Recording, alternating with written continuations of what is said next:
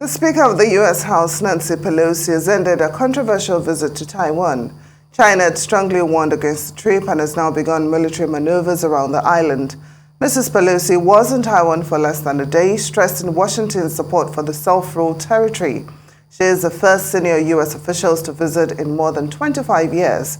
Pelosi now heads to South Korea as she continues her tour of Asia. Arise chief correspondent John Cookson reports. China is seething over the Pelosi visit to Taiwan, and Beijing has declared 6 large exclusion zones around the island and carried out military drills as a show of both anger and of strength.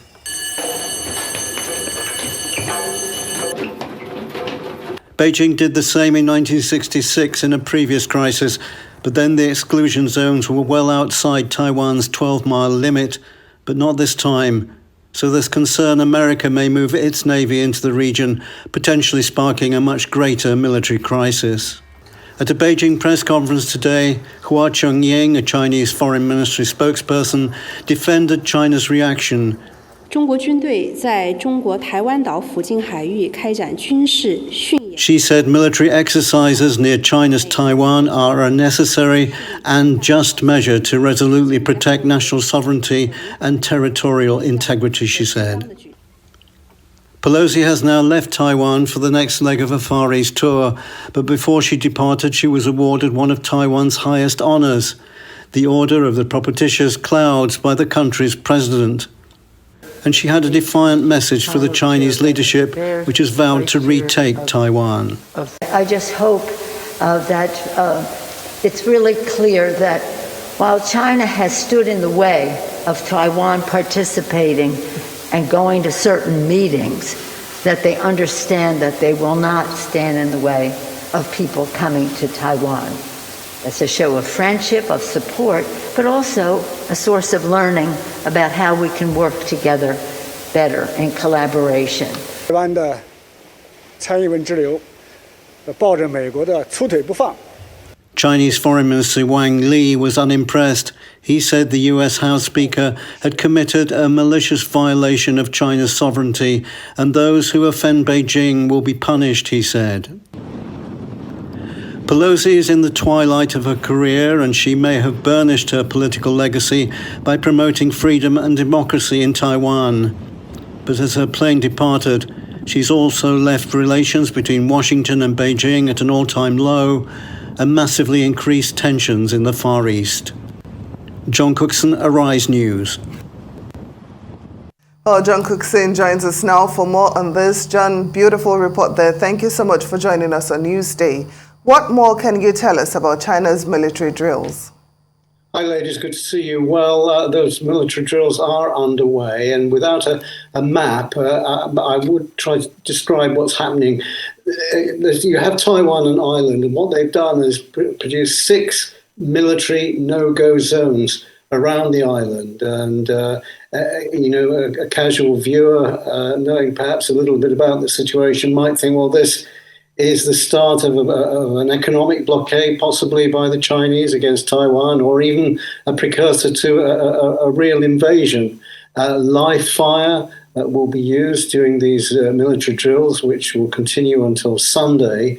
And the point about the exclusion zones that they've enforced, or trying to enforce, is that they infringe on Taiwan's territorial waters. In other words, 3 of them stretch within 12 miles of the coast of Taiwan, and with live fire going on, it is possible for people on Taiwan to hear the explosions at sea as the Chinese test their missiles and military prowess. So it's hugely symbolic. Now, the last time this happened, during a previous Taiwan crisis in 1996, Bill Clinton, then president, moved a US battle fleet up into the area and said that at the time that the US would defend Taiwan's integrity.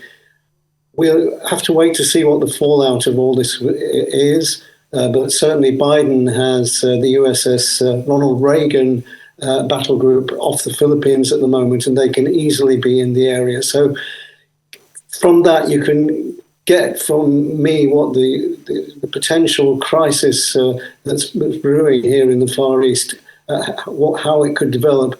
Now, we're nowhere near a flashpoint at the moment, but you can see how things could go badly wrong.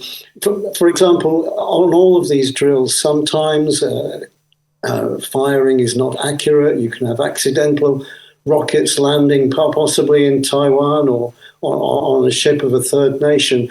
Incidentally, the Chinese have told ships from third countries to stay out of the area. So it's all very disturbing, frankly, and especially as China's threatened to invade Taiwan many, many times in recent years.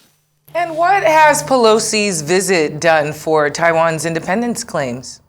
Well, as you said in the intro, it's the highest-ranking U.S. politician. She's the highest-ranking U.S. politician to visit Taiwan in 25 years. So that's a big statement, is it not?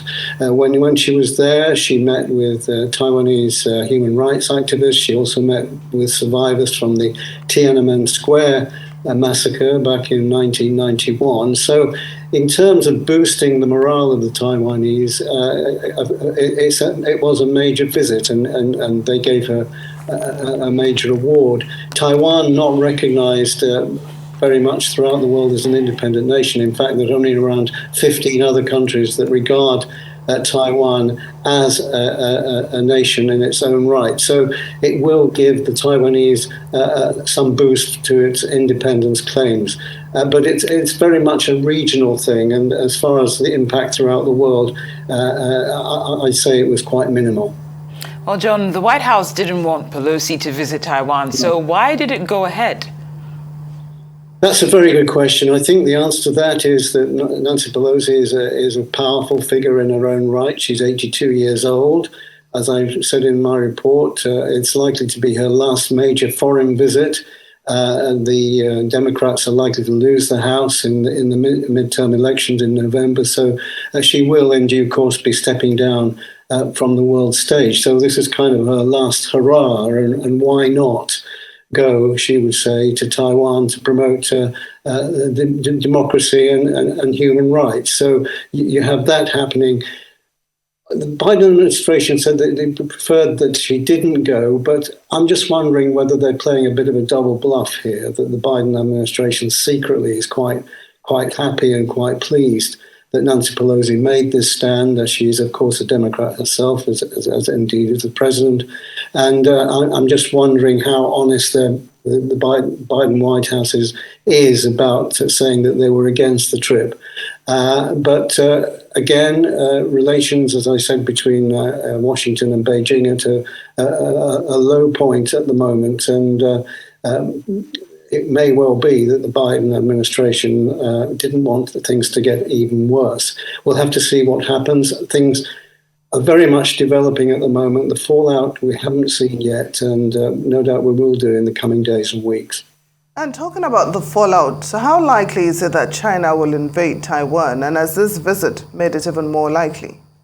Look, I think China is going to do that at some point. When it's this year, next year, 10 years, it's hard to say. President Xi facing election at the end of this year for a third term as president. He's not going to lose. He's effectively president for life.